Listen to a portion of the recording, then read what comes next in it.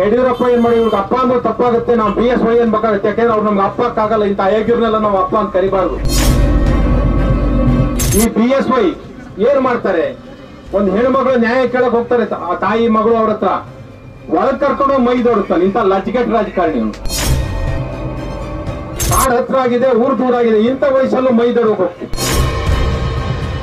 ಬಂಧುಗಳೇ, ಇನ್ನೊಂದು ಕಡೆ ಇದು ಹೋರಾಟ ಮಾಡ್ತಿರೋರು ಯಾರು ಒಂದು ಸ್ವಲ್ಪ ತಾವು ಯೋಚನೆ ಮಾಡಬೇಕಾಗಿದೆ. ಇವತ್ತು ರಾಜಕಾರಣದಲ್ಲಿ ಮೂರು ಬಿಟ್ಟವ್ರ ಕೈ ಮೇಲಾಗ್ತಾ ಇದೆ. ಯಡಿಯೂರಪ್ಪ, ವಿಜೇಂದ್ರನ ಅಪ್ಪ ಯಡಿಯೂರಪ್ಪ ಏನ್ ಮಾಡಿ ಇವ್ರಿಗೆ ಅಪ್ಪ ಅಂದ್ರೆ ತಪ್ಪಾಗುತ್ತೆ, ನಾವು BSY ಅನ್ಬೇಕಾಗುತ್ತೆ. ಯಾಕೆಂದ್ರೆ ಅವ್ರು ನಮ್ಗೆ ಅಪ್ಪಕ್ಕಾಗಲ್ಲ, ಇಂತ ಅಯೋಗ್ಯರನ್ನೆಲ್ಲ ನಾವು ಅಪ್ಪ ಅಂತ ಕರಿಬಾರ್ದು.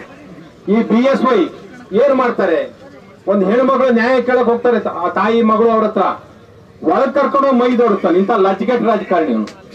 ಇವನು ಇವತ್ತು ನ್ಯಾಯಪರ ಹೋರಾಟ ಮಾಡ್ತಕ್ಕಂಥ ಕೆಲಸವನ್ನು ಮಾಡ್ತಾರೆ.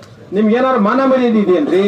ಜನ ನಿಮ್ಮ ಹತ್ರ ಬರಕ್ ಹೆದರ್ತಾರೆ ಹೆಣ್ಮಕ್ಳು ಅಂತ. ಈ ವಯಸ್ಸಲ್ಲಿ ಕಾಡ್ ಹತ್ರ ಆಗಿದೆ, ಊರ್ ದೂರ ಆಗಿದೆ, ಇಂಥ ವಯಸ್ಸಲ್ಲೂ ಮೈದೋಡಕ್ ಹೋಗ್ತೀವಿ.